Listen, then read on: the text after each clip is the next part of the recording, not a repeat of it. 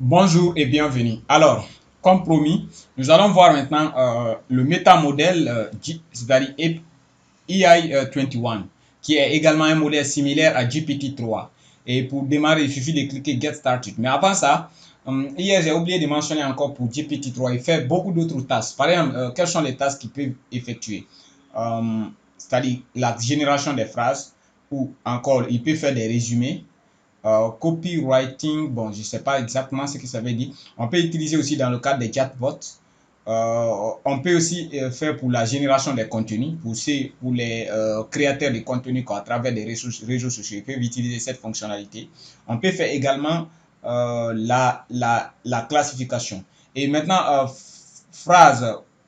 paraphrasing, c'est ce qu'on va utiliser quoi. C'est-à-dire, on peut répondre également à des questions. Donc, sans plus tarder, qu'est-ce que je vais faire?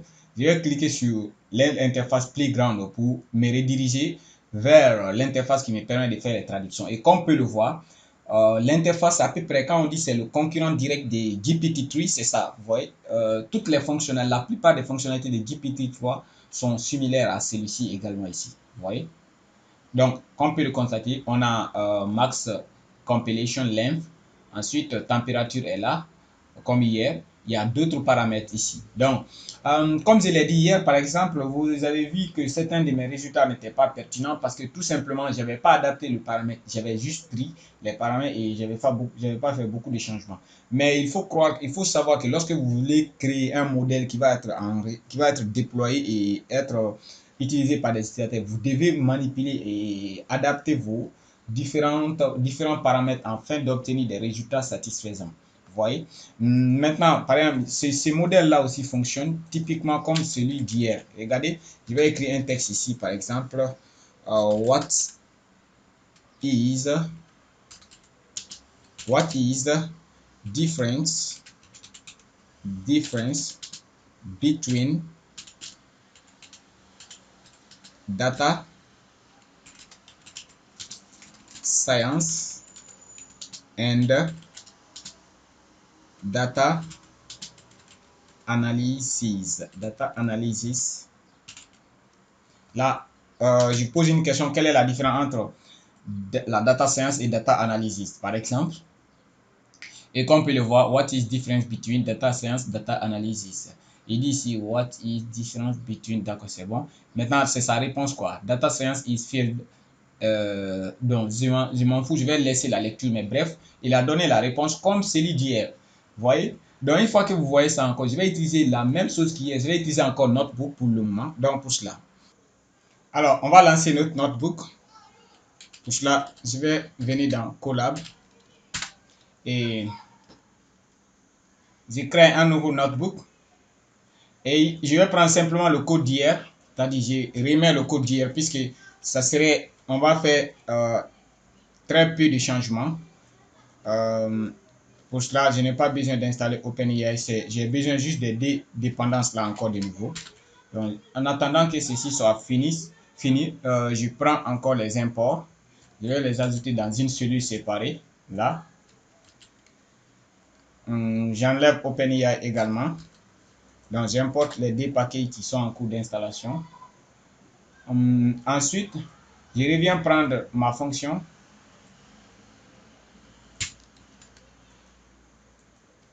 Pareil. Et là, on va l'appeler aussi réponse aux questions. C'est mieux.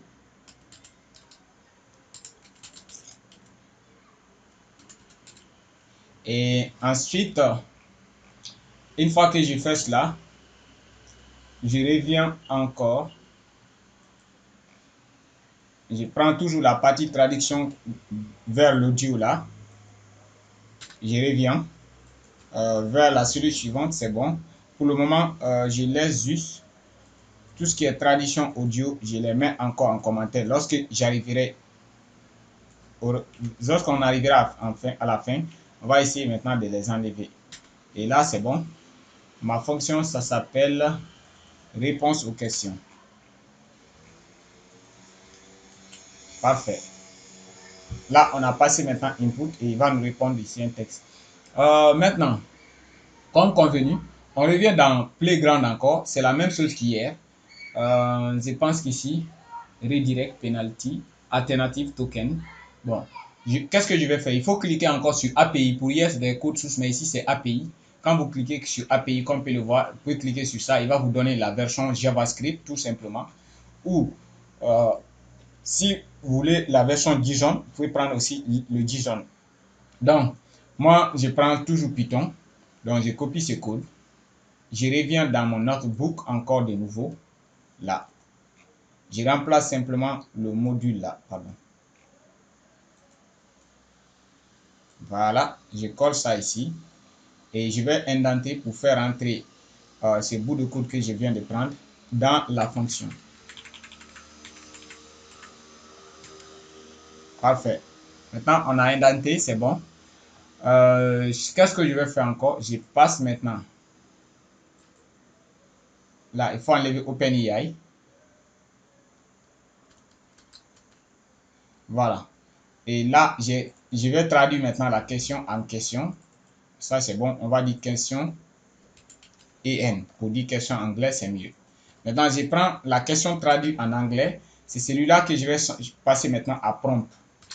Donc, comme ça, le modèle des UA21 va savoir réellement c'est ça. Et comme vous pouvez le voir, le maximum token par défaut ici est 64, alors que celui d'hier c'était 256, mais vous pouvez changer. La température hier c'était aussi 0,55, ainsi de suite. Il y a maintenant ces différents paramètres, on peut s'amuser à les changer et voir ce que ça donne.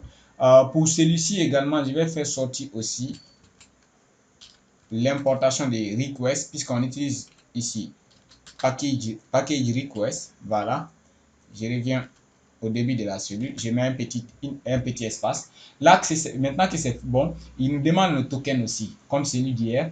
Donc, je viens encore là, je lance, je viens dans la page qui me permet d'accéder au token. C'est-à-dire, pour accéder au token, il est lié ici, utiliser le code ci-dessous. Pour utiliser le code ci-dessous, l'API, de l'API dans votre application, il vous faut avoir la configuration. Pour cela, vous devez trouver la clé sur ces liens. Il nous a donné, je clique sur ces liens et automatiquement, j'ai ma clé ici. Je copie la clé. Je reviens maintenant dans mon notebook également. Je remplace maintenant ma clé par celui-ci. Et maintenant que j'ai mis la clé, je reviens maintenant. Là, la réponse n'existe plus puisque j'ai supprimé l'autre modèle.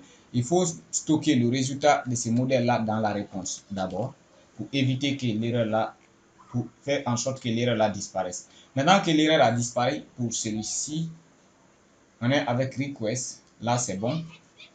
Oui, l'indentation est mal faite. Ça, c'est bon. Maintenant que l'indentation est bien faite, celui-ci n'a pas l'attribut là. C'est-à-dire, avec le modèle IA21, ils n'ont pas les mêmes types de retours. Donc, on va adapter maintenant notre type de retour ici au type de retour de OpenAI. Maintenant, pour cela, qu'est-ce que je vais faire ici? Regardez, puisqu'on travaille avec request, je vais utiliser ici la méthode qu'on appelle JSON. Et pour voir à quoi cela donne réellement. Qu'est-ce que cela donne? Donc, je vais mettre mes deux phrases qui permettent de faire la conversion en commentaire pour le moment. Donc, je tape entrée et je reviens ici. Je pose une question. Qu'est-ce que la chimie, par exemple? Et là, je copie la question là pour à chaque fois, puisque je suis en phase de test, quoi. Donc, pour que quand il me redemande encore une prochaine fois, Google Translator is not defined. D'accord? C'est normal. Là, il y a un problème. D'accord. Je vais essayer de voir encore. Qu'est-ce qui n'a pas fonctionné? Ok. Peut-être que l'installation n'a pas fonctionné. Donc, je vais réinstaller d'abord.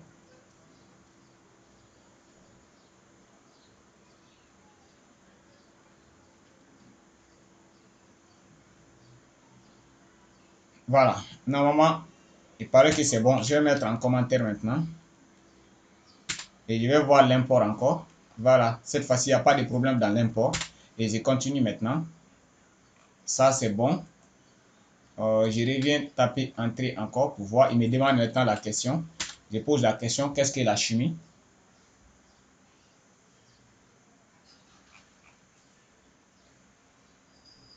Oui, évident, je n'ai pas tapé le texte. Donc, je vais retaper encore de nouveau. Je redonne encore la chimie.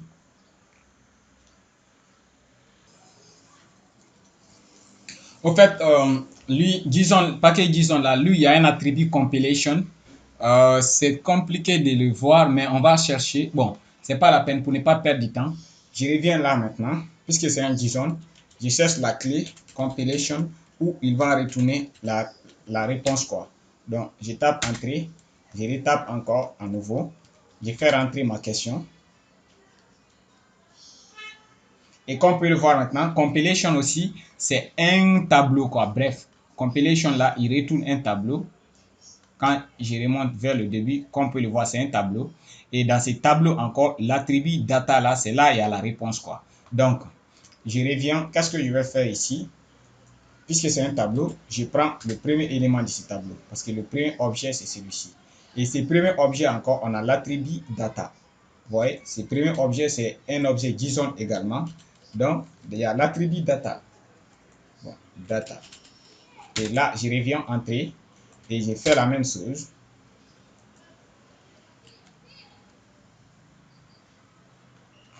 Malheureusement, je vais taper encore qu'est-ce que la physique, par exemple.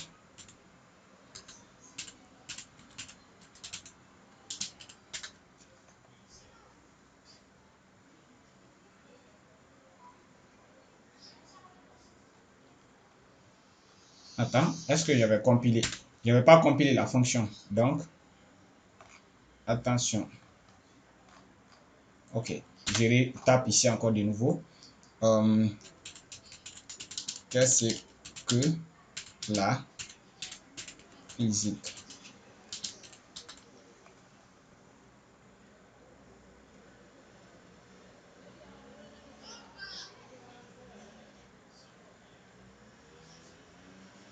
Et là encore, on va chercher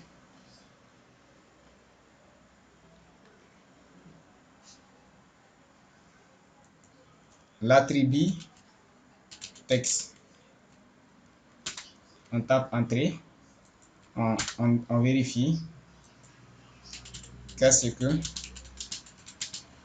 la physique. J'ai oublié de copier encore, mais c'est pas grave. Voilà, comme on peut le voir maintenant, on a la réponse maintenant. Et là, pour ne pas avoir chaque fois écrit, je copie toujours cette question pour chaque fois taper ça. Et là, comme on peut le voir, on a maintenant notre réponse. Et comme c'est dit d'hier, on va faire la même chose pour enlever les slash n là. Donc, qu'est-ce que je fais encore? Je reviens ici pour ces résultats. Je fais toujours replace.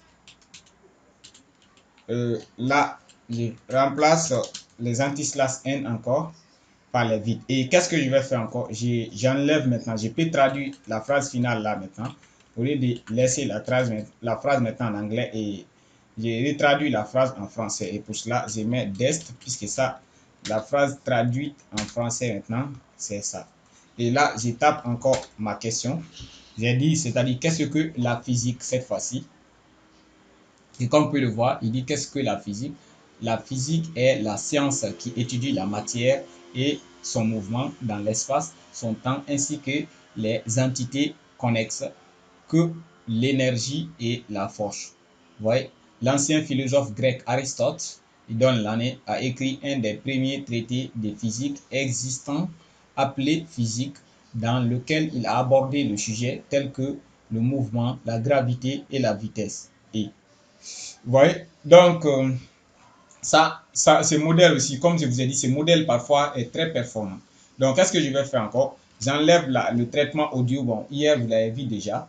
Je vais faire de même, c'est-à-dire, au lieu de laisser discours, je vais appeler ça toujours audio, comme celui d'hier, histoire de rester avec les mêmes noms.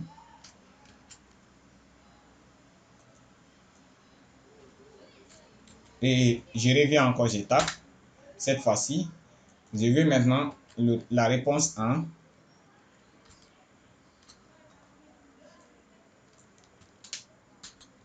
Et une fois que je fais ça, je vais faire un print ici. Je mets la réponse ici, c'est texte. Je le passe ici. Et là, qu'est-ce que je vais faire? Je vais faire n'importe quoi d'abord. Voilà. Et une fois qu'il fait ça, je retape maintenant pour bien voir non seulement l'audio et la traduction.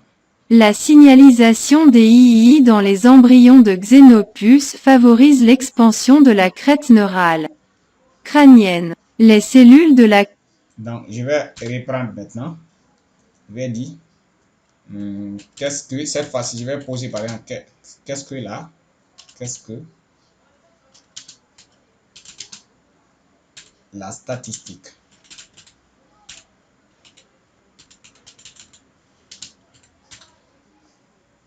Et je copie cette question pour le moment. La statistique est l'étude de la collecte, de l'analyse, de l'interprétation et de la présentation des données.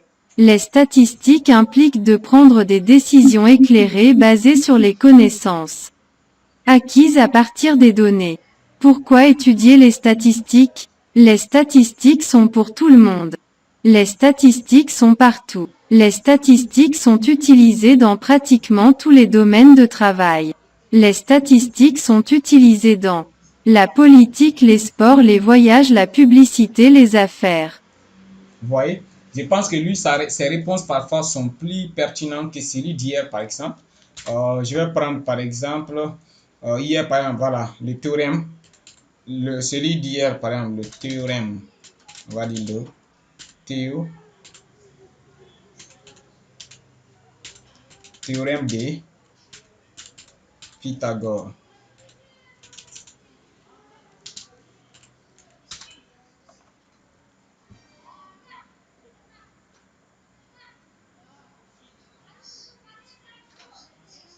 L'équation d'un cercle, la formule de la distance parcourue par un faisceau de lumière?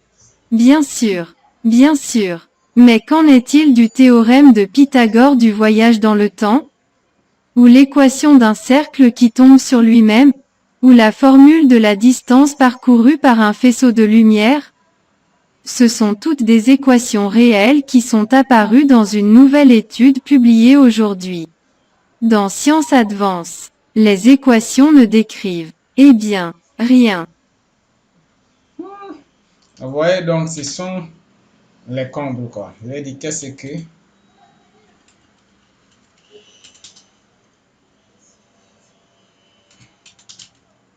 le théorème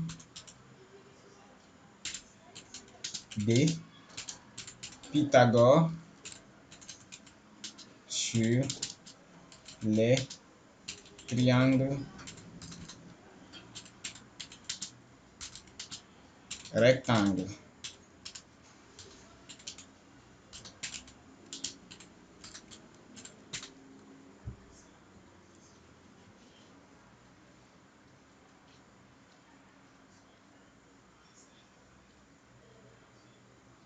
Quel est le théorème de Pythagore sur les triangles rectangles? Réponse étape par étape. Un triangle rectangle? Un triangle rectangle est un triangle qui a un angle de 90 degrés. Deux hypoténuses. L'hypoténuse est le côté le plus long d'un triangle rectangle. Trois jambes. Les jambes sont les deux côtés les plus courts d'un triangle rectangle. Donc, bref, je crois quelle autre question? Par exemple, la question pour le modèle d'hier avec l'éducation civique et morale. Qu'est-ce que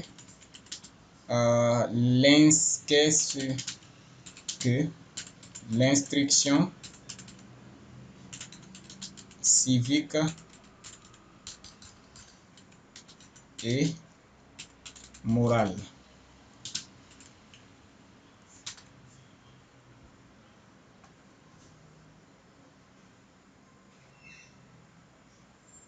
Qu'est-ce que l'éducation civique et morale? L'éducation civique et morale, EMC, ou éducation du caractère, utilise de nombreux outils des sciences sociales pour aborder la formation du caractère.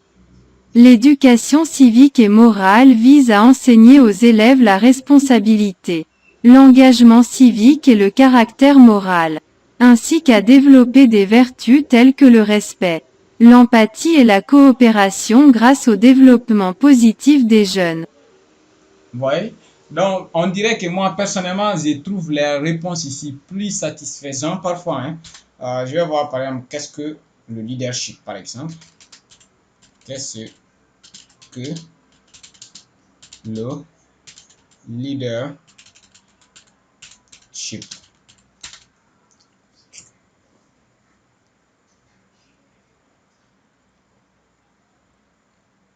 Qu'est-ce que le leadership?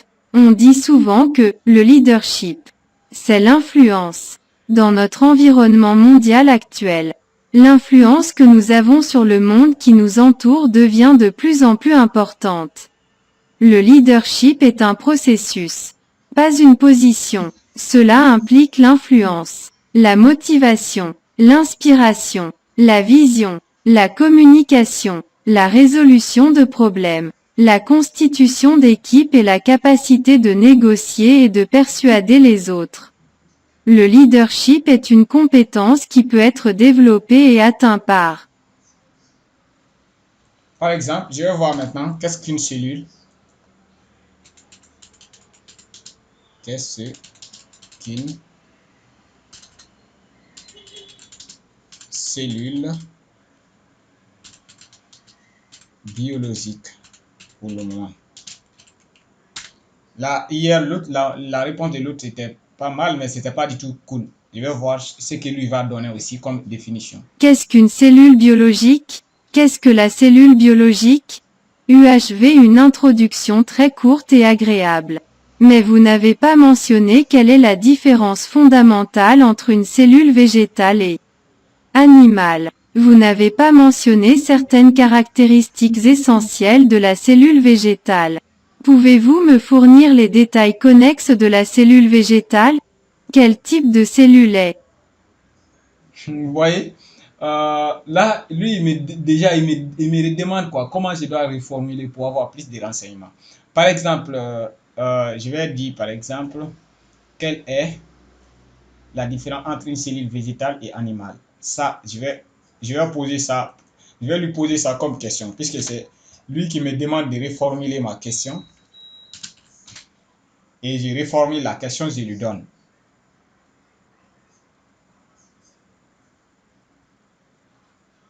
Quelle est la définition d'un sporophyte? Quels organites une cellule végétale a-t-elle? Une cellule végétale a quoi?